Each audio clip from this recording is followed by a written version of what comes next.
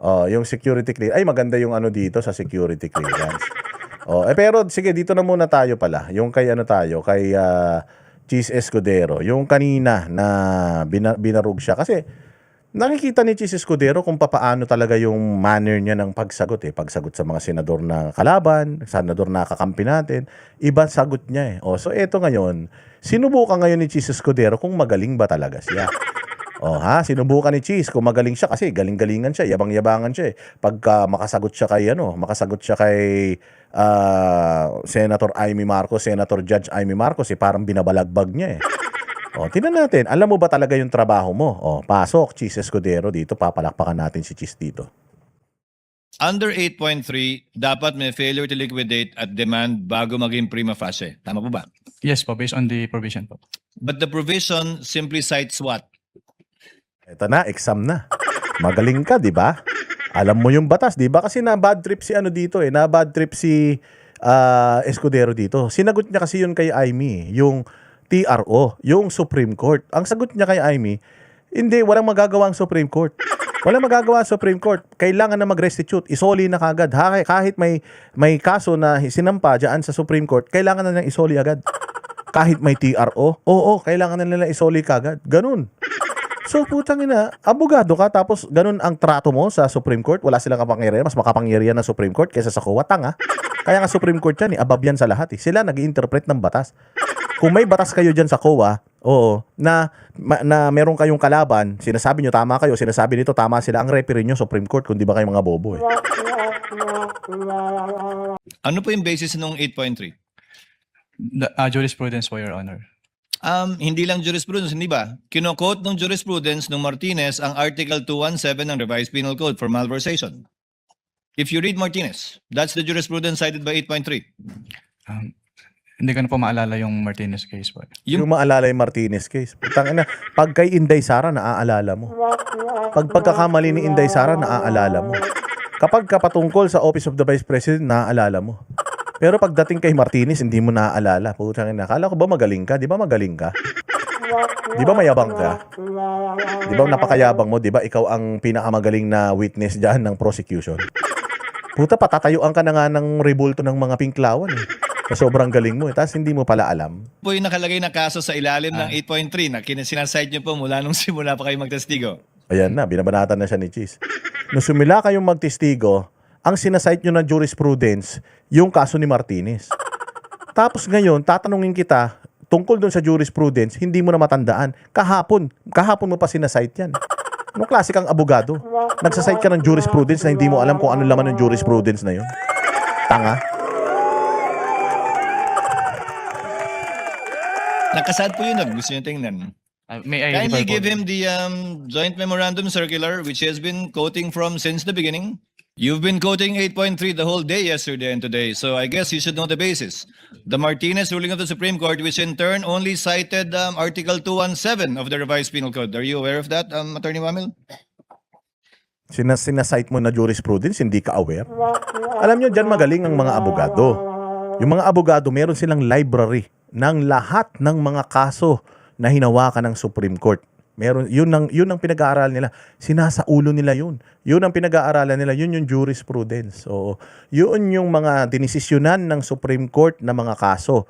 Kasi kung meron silang nahawakan na kaso, nakaparehas nun, titingnan nila, pag-aaralan nila yung jurisprudence kung bakit ba nanalo itong kaso na ito. Yun din ang gagawin nila. At yun yung ipipresenta nila sa sa huwes na ayon po sa People of the Philippines versus Boss Dada. Oo, may ganun. Yung decision, yun yung jurisprudence. So dahil nga may precedence, jurisprudence, yun yung sinasite nila. Oh. Tapos, putya, nung tinanong siya tungkol dun sa jurisprudence na yun, ano ba ang nakasahad dito sa ganitong, ganyan? Yung jurisprudence po, ano yung jurisprudence na yun? Hindi ko na po matandaan. Gago. Sinasite mo yung jurisprudence, di mo alam kung ano yung story nung nung kaso na yun. Which basically says na may prima facie para mag-file ng information ng Sandigan Bayan laban sa isang opisyal. Yan po yung kasong yan, hindi po ba? Are you familiar? Hindi ko na po ma-recall po, Your Honor. Before I let you go, Attorney Wamil, just to continue on the points I raised earlier, and to clarify it for the senator judges, under 8.3, dapat may failure to liquidate at demand bago maging prima facie. Tama po ba? Yes po. Rosemary Casipe, salamat sa pajika siya. Lisel Sager. Lisel Sager, thank you very much. Mabuhay ka kay Lisel Sager. Mga pajikas nyo, bibili natin ng ano yan, ng masarap na handa yung bukas. Based on the provision po. But the provision simply cites what? Ano pa yung basis ng 8.3? Jurisprudence po, Your Honor. Hindi lang jurisprudence, hindi ba? Kino-quote ng jurisprudence ng Martinez ang Article 217 ng Revised Penal Code for malversation. If you read Martinez, that's the jurisprudence cited by 8.3. Hindi ko na po maalala yung Martinez case po. Bobo ka pala eh. Tanga ka pala eh. Kahapon mo pa sinasabi, hindi mo matandaan eh. Yun po yung nakalagay na kaso sa ilalim ng 8.3 na sinasite nyo po mula nung simula pa kayo magtestigo. Nakasad po yun doon. Gusto nyo tingnan. May I Kindly refer po? give him the joint memorandum circular which he has been quoting from since the beginning.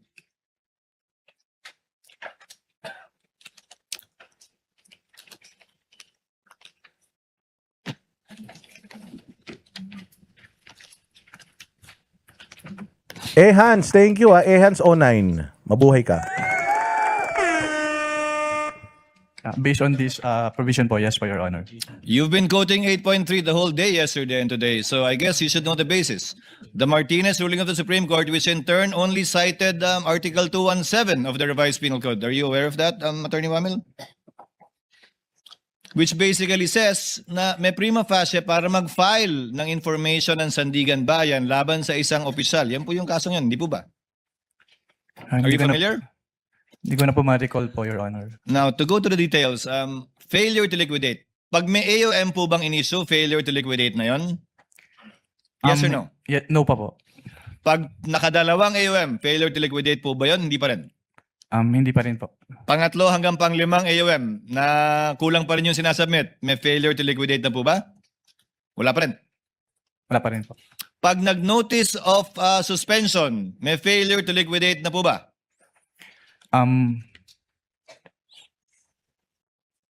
May failure to liquidate na po ba sa inyong interpretasyon? Dahil auditor naman kayo, kapag ka nag-issue na ng notice of suspension. Ayun narinig niyo yung pinaka-importante ha. Sa inyong interpretasyon. Sa interpretasyon mo, meron na bang failure of liquidation?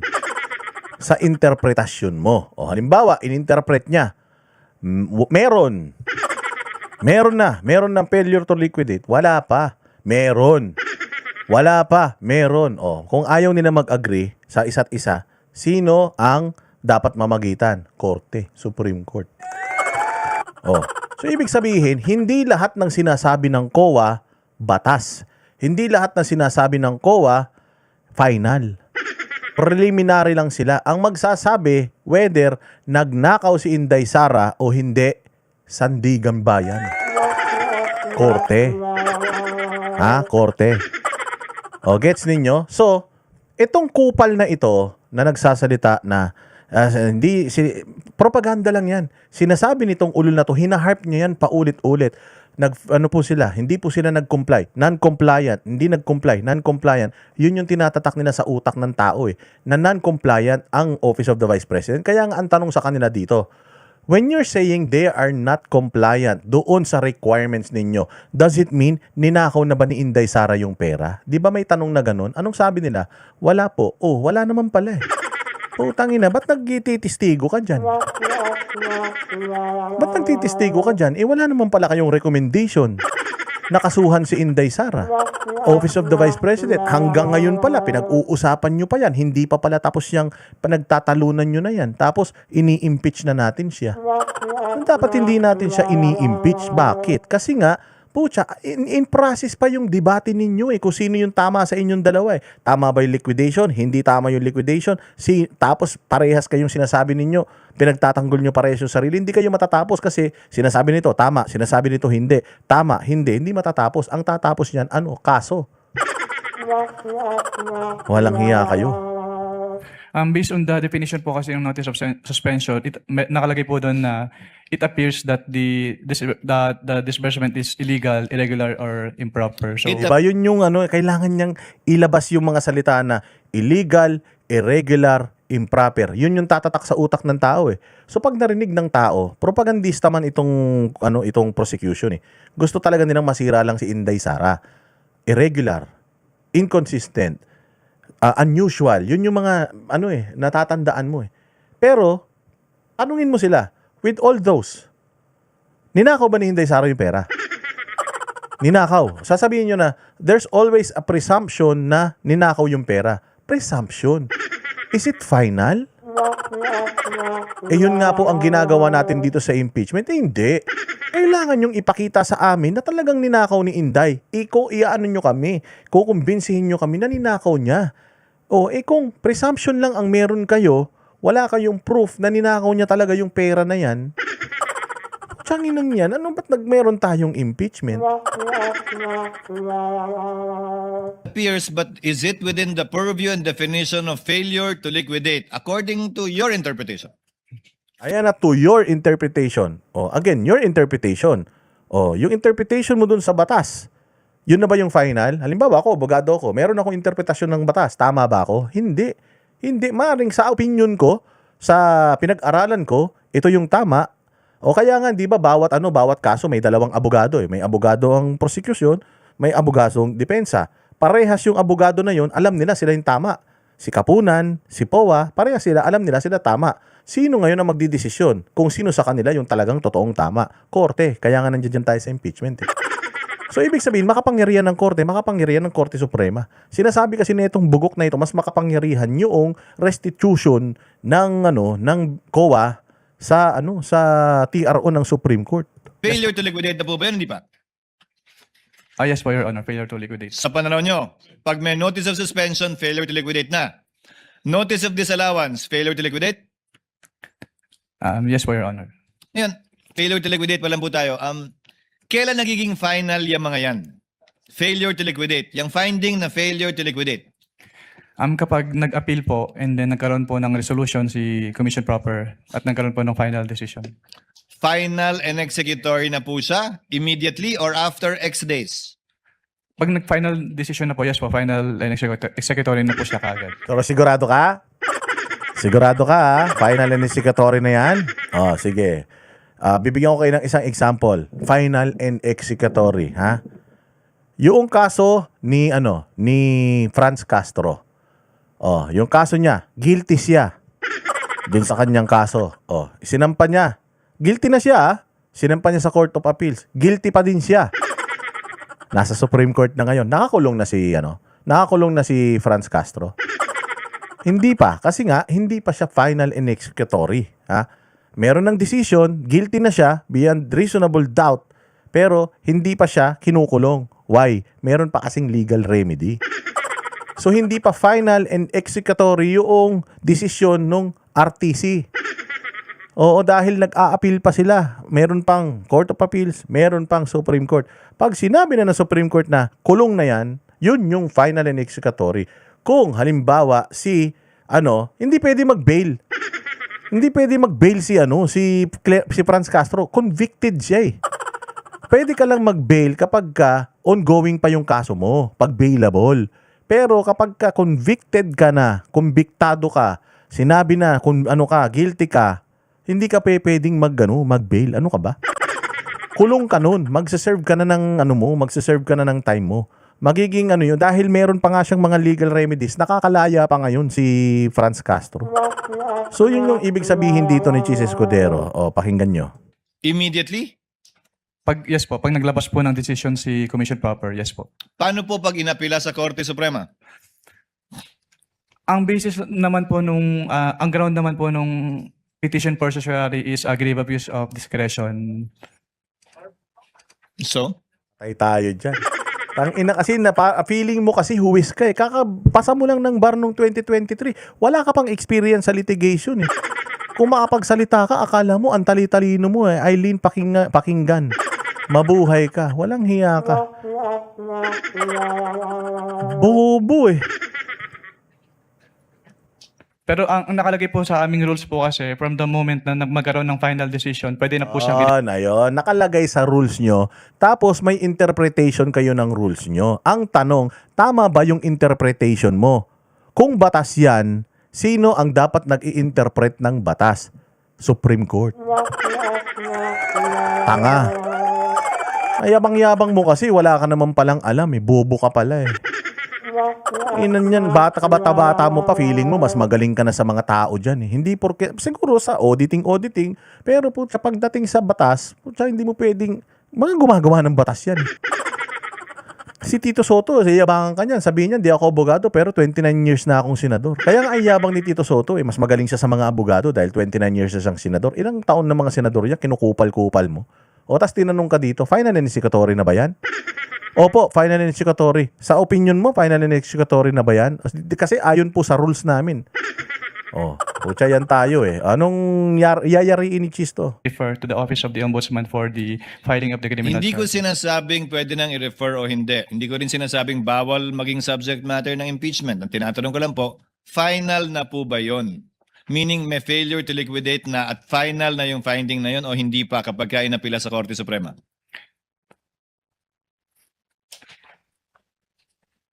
As a lawyer, Attorney Wamil, come on. Po. Kasi based on my understanding po, since Ayun, based on my understanding, your understanding, sino ka ba? Putang ina, taga Supreme Court ka ba?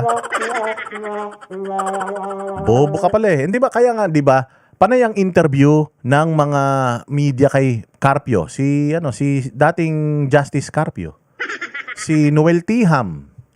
Kasi mga Supreme Court justices yan, mga associate justice. So ibig sabihin, sila na yung mga pinakamatataas at sila yung mga nag-i-interpret ng batas. Bakit kino-quote natin yan sila Carpio? Kasi nga, yan yung mga talagang legal luminaries. Pag sinabi nila, yun yung mataas yun. Kumbaga, kung si Topacio, meron siyang interpretasyon ng batas. Tapos iba yung interpretasyon ni Noel Tiham na dating justice. Mas mataas yung interpretasyon ni Tiham kasi justice yun sa Supreme Court. Si Topacio, walang kwenta yung kanyang analysis. Yung kanyang pagkakaintindi. Wala kasi yun, kaya nga yun ang trabaho nila eh. Yung hindi ninyo maintindihan parehas kami ang iintindi, kami magdidesisyon. Ganun yun. So kabata-bata mo eh. Sasabihin mo mas magaling kayo sa Supreme Court. yung final, kapag nag-issue po ng final order si Commission Proper ng COA, since yun na po yung time na Glazed BL9MB, thank you. pwede mag-file ng charges, na criminal charge, mag-endorse po for the filing of criminal Hindi charges. po sa filing Ombudsman. ang tinatanong ko. Ang tinatanong ko kung final na po o hindi. Sa Yan ang mahirap kasi si Mr. Repeat eh. Repeat the question po. Repeat the question. Pucha, hindi mo kasi iniintindi yung tanong eh. Nakafocus ka kasi sa script. Nakafocus kayo doon sa kailangan si Inday Sara magmukhang magnanakaw. Kasi ang tinatanong dito ni Cheese, wala pa pala ito palang usapan ninyo sa COA. Hindi pa pala to, yung hindi nyo pagkakaunawaan dalawa. Hindi pa pala tapos eh. Wala pa palang desisyon. Hindi pa mismo sinasabi ng COA ng Supreme Court na pwede na siyang kasuhan sa Ombudsman. O pwede na siyang kasuhan sa Sandigan Bayan. Mali ang Office of the Vice President dito. Panalo ang COA dito sa usapin ng pagliliquidate ng confidential funds. So, ano na yan? Pwede na yan ituloy. Pwede nang kasuhan yan. Kasuhan na yan para yung Sandigan Bayan magbaba na ng desisyon na OVP, ibalik mo na yung pera kasi hindi nyo na liquidate ng maayos. Ganun yun. Boss, hindi nga ako abogado, naiintindihan ko eh. Ano ninyo? Ang usapan natin kanina, nung tinanong ko kayo, di ba? Yes po. Executory siya, maliban na lang kung may TRO, pero hindi Yes, pa final yung decision. Yes po, Your Honor. Pero tama ka, pwede mag-file dahil ang requirement lamang naman para mag-file ay prima facie. Yes Diba? po, Your Honor. Yun nga yung sinasite yung kaso sa Martinez. Yes po. At kaugnay naman po ng demand, ang AUM ba may demand? Yes po, since Mamaya na yung demand. Ito, klaro. Na since hindi pa settled yung away nilang dalawa. Hindi pa nakarating sa Ombudsman, hindi pa nakarating sa Sandigan Bayan. Anong ibig sabihin nun? Ibig sabihin, ongoing pa. Bakit may impeachment na? Bakit pinapatanggal na natin si Inday Sara? Bakit sinasabi natin, nagnakaw si Inday Sara ng pera? Even COA, Hindi pa pala ma-confirm ng COA na talagang ninakaw ni Inday Sara yung pera. Kaya nga, medyo nagliway dito si Cheese. Sabi ni Cheese, hindi ko sinasabi na hindi dapat ini-impeach si Inday ha. Pero the point here is, bakit dinidinig na natin to nang hindi pa pala tapos yung usapan ninyo? Hindi pa pala nag-i-intervene yung mga ahensya na dapat nag-i-intervene dyan sa away nyo. Diba? Lynn Albano, mabuhay ka dyan sa Japan. Ni-require po yung agency to comply, to submit. Yung po ba yung sinasabing demand sa 8.3? Mag-comply o magbayad? Hindi po ba ang requirement ng 8.3 ay mag-restitute na, hindi mag-comply? Ang nakalagay po kasi dito, liquidate po. So yung submission po ng liquidation requirements. Nakalagay po ay failure to liquidate is prima facie. Failure to liquidate and upon due demand is prima facie. Di ba? Yes po, Your Honor. May demand ka ba sa AUM mo? Yes po. Saan nakalagay dun? Saan nakalagay dun? Nag-i-invento ka, boss. Wag ganun, walang invento. Pucha, sinanet inventor ka ba? Ang ina, natais si Kupal eh. Natais si Yabang eh. O, di ba? Ilang araw ay Yabang nito. Tinanong pa ba naman si Powa? Di ba sabi niya kay Powa, oh, niliquidate ba? Pucha, ganun ka magtanong sa, sa cross? Ikaw ang dapat tinatanong, hindi ka nagtatanong. Naliquidate ba? Ginanon. Sinabi niya, so si Binay meron, si Inday Sara meron din. Oh, di ba? Ang sabi niya, ang tanong niliquidate ba? Puchang inang yan. Apakayabang. Buti mabait si Powa eh. Meron pa siyang meron pang inano si Powa eh. Sinabi sa kanya, ang galing ni Powa, ang galing ni Powa mag-cross. Wala siyang kodigo. Meron lang siyang mga dokumento na ipipresinta, pero lahat ng mga tanong niya, walang kopyahan, hindi katulad ni Kapunan, may kopyahan. Ano sabi ni itong batas na to, ganyan, anong pagkakaintindi mo sa batas na to? Tinanong niya si Powa ng, anong law yan? Anong revised penal code yan? Di ba? Ginanon niya si Powa. Sinabi ni Powa, oh, Republic Act, ganito, ganyan. Oh, putang ina mo, ano ka ngayon? Oh, di ba? Kinain siya ng buhay ni Powa kahapon eh. Kaya lang, mabait si Powa. Mabait si Powa kasi alam naman ni Powa na wala mga kasalanan tong mga to, pressured man lang yung mga yan. O ngayon, si Chis Escudero, Senator Jazz, subukan mo akong barubalin, putaragis ka. Subukan mo akong barubalin, tingnan natin kung saan tayo makakarating. O ito, ngayon, tinatanong ni tungkol doon sa sinasite niya na jurisprudence. Tinatanong ngayon ni Chis Escudero, sa demand, meron ka na bang ganito, meron ganyan? Meron po. Anong meron? Saan nakalagay? Di ba? Saan nakalagay dito? Di ba kanina din, hinahanap ni Amy sa kanya, saan nakalagay yung sinasabi mo? Walang ganyan. Klaro dito sa memorandum circular ninyo na head of agency or kaya nga may pwedeng isa sa kanila. Hindi pwedeng diretsa kagad kay Inday Sara. Pwedeng dito muna bago pumunta ron. Kung may kinalaman yun, damay siya. Dalawa sila. Hindi pwedeng si Inday Sara kaagad dahil siya ang head. Kaya siya na kagad yung tinatarget natin. Hindi pwedeng ganun. Kaya yung mga tanong sa'yo ni Chis Escudero, tinan mo. Sa liigan tama mo. Sisinungaling ka, boss eh. Saan po nakalagay sa AUM yung demand? Sige, Doon buklat. sa last paragraph po na hinihingi yung comments and to submit po the supporting documents. So hindi restitution yung pinag-uusapan natin nito. Demand to submit documents. Yes po. Yung restitution po, Your Honor, kapag may ND po, may notice of disallowance na na-issue. So basta may demand, so sa AUM mo may demand na pero wala pang failure to liquidate. At ang definition mo ng demand is demand to liquidate, hindi To po submit the documents mag-restitute. po. Yes po, Your Honor. Tama po. Yes po, Your Honor. So sa puntong ito, sabi mo may alam kang notice of disallowance na kung walang appeal ito, final na yon pag hindi pumasok sa period of appeal. Yes po, naging final na executory po siya, Your Honor. Finally, as a lawyer, if it is appealed to the Supreme Court under whatever relevant rule, 45 or 65, as a lawyer, does that make the decision of the COA final or does that mean it's not yet final until and unless ruled upon by the court with finality? Ayun, tanong, final na ba yan? Chris VA USA, salamat sa iyo. Final na ba yan, boss? Final na? Yung pagsisinungaling mo, final na yan? Inayabang-yabangan, ayan, gisado. Anong luto itong ginawa ni Escudero sa kanya? Mechado? Caldereta? Parang tinadtad, ginawang bopis eh. Yung decision po kasi ng COA ay may different aspects. Meron po yung i-restitute, kung i-endorse po dun sa ombudsman for filing of criminal charges and admin. Yung obligation to restitute po kasi kapag naging final na po, on the level pa lang po ng COA, ay dapat na po siyang bayaran. Even if there is a pending petition with the Sige. Supreme Court, hindi po siya may stay unless may TRO po. Unless nga may TRO. Yes po, Your Honor. Thank you, Attorney Wamil. Thank you, Mr. Oh, Witness. unless by TRO. So, ibig sabi kasi, kanina sinasabi niya, kayabang-yabangan niya, na kahit may TRO, kailangan mag-restitute na.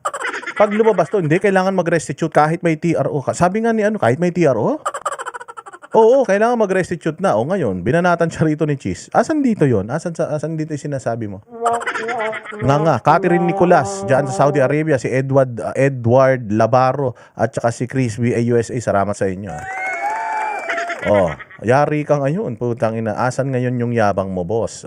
Asan yung yabang mo ngayon? Bakit nawala? Oh, bakit kanina? Oh, bakit kanina kay Aimee, putya, sagot ka ng sagot. Kay Robin, kung makabakbak ka kay Robin, akala mo naman ikaw ang pinakamagaling. Kami ang boses ng masa, hindi natatakot. Katotohanan lang, di kami nalulunod. Walang bahid ng sismis, lahat ay totoo. Kahit sino ka pa, pag mali ka babanatan ka. Walang pinipili kulay, wala kaming kinikilingan. Basta para sa bayan, kami lalaban. Pag tama palapakan, pag mali banatan. Di matitinag, di matatakot, para sa bayan tuloy ang sigaw. Sa harap ng kamera, walang halong takot. Mga baluktot, lahat kayo'y tutumba. Ang hustisya at totoo, yun lang ang mahalaga. Kahit sinong harang, di kami matitinag. Walang pinipiling kulay, wala kaming